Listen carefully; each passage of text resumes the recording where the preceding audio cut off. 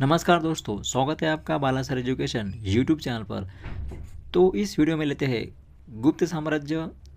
इस टॉपिक पर SSC MTS exam जो प्रीवियस एग्ज़ाम हुए थे उस एग्ज़ाम में पूछे गए सवाल। तो दोस्तों वीडियो लास्ट तक देखिएगा क्योंकि आने वाले एसएससी एमटीएस एग्ज़ाम में ये क्वेश्चन रिपीट हो सकते हैं। तो दोस्तों लेते हैं क्वेश्चन नंबर 1। गुप्त वंश का संस्थापक कौन था? उत्तर श्रीगुप्त। क्वेश्चन 2। गुप्त वंश की प्रारंभिक राजधानी क्या थी? उत्तर पाटलिपुत्र। क्वेश्चन 3। श्रीगुप्त के बाद गुप्त वंश का शासक कौन बना? तो श्रीगुप्त के बाद गुप्त वंश का शासक बना घटोत्कच। दोस्तों लेते हैं क्वेश्चन नंबर 4। चंद्रगुप्त प्रथम ने किस उपाधि को धारण किया? तो महाराजा धीराज। क्वेश्चन 5। चंद्रगुप्त प्रथम ने किसके साथ विवाह किया? उत्तर कुमार देवी। क्वेश्चन 6। समुद्रगुप्त को भारत का नेपोलियन किसने कहा? उत्तर वीए स्मिथ। 7। समुद्रगुप्त की विजय नीति का वर्णन किस लेख में है? उत्तर प्रयाग प्रशस्ति। क्वेश्चन 8 लेते हैं। प्रयाग प्रशस्ति की रचना किसने की? तो प्रयाग प्रशस्ति की रचना हरिसेन ने की है। क्वेश्चन 9। समुद्रगुप्त किस कला में निपुण था? उत्तर संगीत। 10। समुद्रगुप्त के सिक्कों पर कौन सा चित्र मिलता है? तो उनके सिक्कों पर वीणा बजाते हुए चित्र मिलता है। चंद्रगुप्त द्वितीय विक्रमादित्य के ऊपर के क्वेश्चन लेते हैं। क्वेश्चन 11। चंद्रगुप्त द्वितीय की उपाधि क्या थी? उत्तर विक्रमादित्य। 12। चंद्रगुप्त द्वितीय के समय कौन सा चीनी यात्री भारत आया? उत्तर फायन। क्वेश्चन 13। चंद्रगुप्त द्वितीय ने किस शासक को पराजित किया? तो रुद्रसिंह को पराजित किया था। रुद्रसिंह तीसरा। दोस्तों लेते हैं क्वेश्चन नंबर 14। चंद्रगुप्त द्वितीय के समय राजधानी थी? उत्तर पाटलिपुत्र। क्वेश्चन 15। नवरत्न किसके दरबार में थे? उत्तर चंद्रगुप्त द्वितीय। दोस्तों लेते हैं क्वेश्चन नंबर 16। कालिदास किस काल के कवि थे? उत्तर गुप्त। क्वेश्चन 17। अभिज्ञान शाकुंतलम के रचयिता कौन है? उत्तर कालिदास। क्वेश्चन 18। आर्यभट्ट किस काल से संबंधित थे? तो आर्यभट्ट गुप्त काल से संबंधित थे। दोस्तों लेते हैं क्वेश्चन नंबर 19। आर्यभट्ट ने किस ग्रंथ की रचना की? उत्तर आर्यभट्टीय। क्वेश्चन 20। दशमलव पद्धति का विकास किस काल में हुआ? तो उत्तर गुप्त काल में हुआ। स्थापत्य व धर्म। क्वेश्चन लेते हैं 21। गुप्त काल को किस धर्म का स्वर्ण युग कहा जाता है? तो वैष्णव धर्म का उत्तर होगा। क्वेश्चन 22। गुप्त काल की प्रसिद्ध गुफाएं कहाँ हैं? उत्तर अजंता। क्वेश्चन 23। गुप्त काल में किस भगवान की पूजा प्रमुख थी? तो गुप्त काल में विष्णु भगवान की पूजा प्रमुख थी। दोस्तों लेते हैं क्वेश्चन नंबर 24। दशावतार मंदिर कहाँ स्थित है? उत्तर देवगढ़। 25। गुप्त काल में मूर्तिकला की शैली थी? उत्तर मथुरा एवं सारनाथ। उत्तर गुप्त शासक। क्वेश्चन लेते हैं 26। कुमार गुप्त ने किस विश्वविद्यालय की स्थापना की? तो कुमार गुप्त ने नालंदा विश्वविद्यालय की स्थापना की है। 27। कुमार गुप्त की उपाधि क्या थी? उत्तर महेंद्रादित्य। 28। स्कंदगुप्त ने किस आक्रमण से गुप्त साम्राज्य की रक्षा की? उत्तर हुन। दोस्तों लेते हैं क्वेश्चन 29। गुप्त साम्राज्य का अंतिम शक्तिशाली शासक कौन था? उत्तर स्कंदगुप्त। 30। हुनों का प्रमुख आक्रमण किस काल में हुआ? उत्तर स्कंदगुप्त। 31। गुप्त साम्राज्य के पतन का मुख्य कारण क्या था? तो गुप्त साम्राज्य के पतन का मुख्य कारण था उपरोक्त सभी। हुन आक्रमण, प्रशासनिक कमजोरी, उत्तर होगा उपरोक्त सभी। 32 लेते हैं। गुप्त काल में प्रशासन की सबसे छोटी इकाई क्या थी? उत्तर ग्राम। 33। गुप्त काल में प्रांत को क्या कहा जाता था?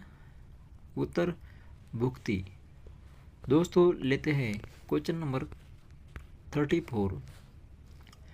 भुक्ति का प्रमुख कौन होता था? उत्तर ऊपरिक। 35। विषय का प्रमुख कहलाता था?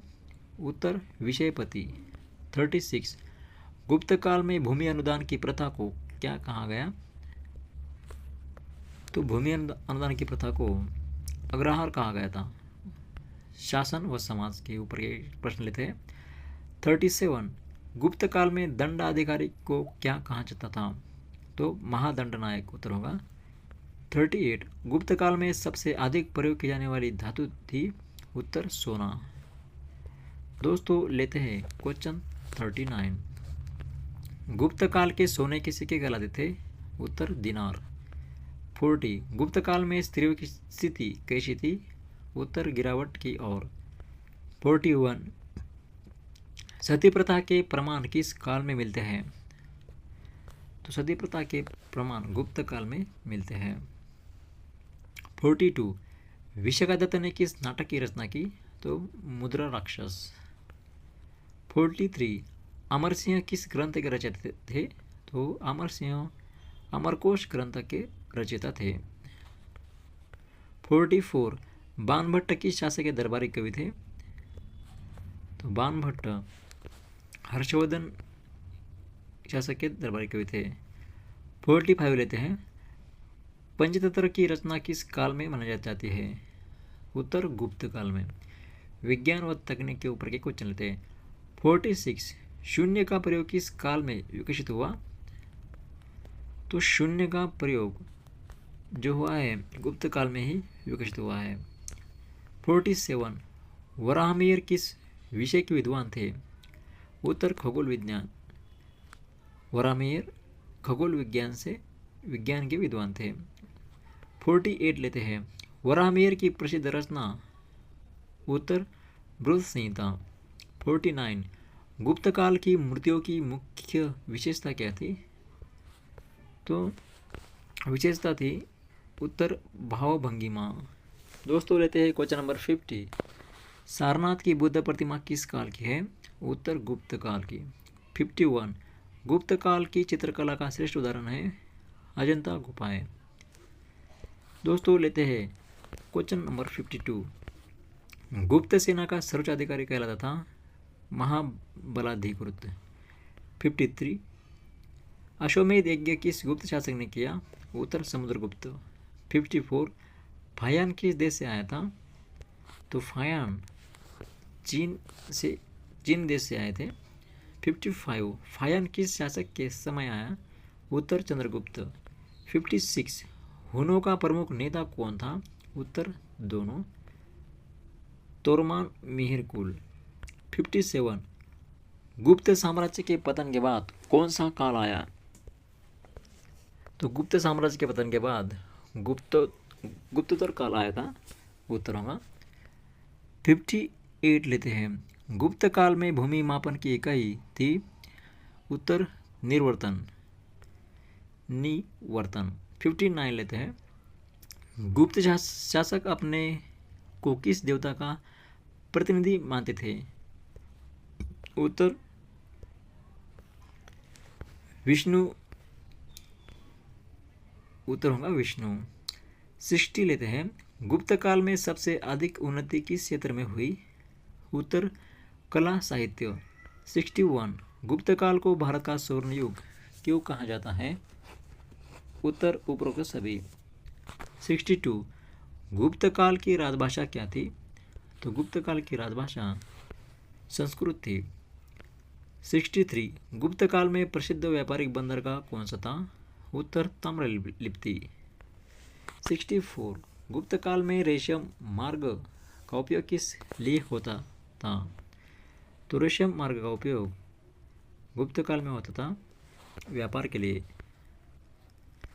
65 लेते हैं। गुप्त काल में भूमि कर को क्या कहा जाता था? तो भाग कहा जाता था। 66। नालंदा विश्वविद्यालय की स्थापना किसने की? उत्तर कुमारगुप्त। 67। गुप्त काल में शिक्षा का प्रमुख केंद्र क्या था? तो उत्तर नालंदा। 68। गुप्त काल की शासन प्रणाली कैसी थी? उत्तर वंशानुगत राजतंत्र। 69 गुप्त काल में नगर प्रशासन का प्रमुख कौन था? तो नगर सृष्टि।